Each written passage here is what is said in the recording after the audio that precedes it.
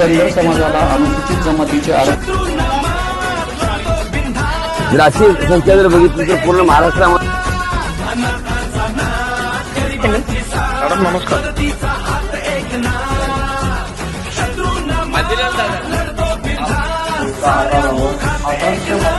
कसा करावा हा वस्तुपाठ आमच्या ठाण्याने जरांगे साहेबांना जो हक्क आहे तो विशेष करून एकनाथ शिंदे आनंद घे यांनी उभी केलेली माणसं आहेत, त्यांच्यात धार्मिक तयार झालेली माणसं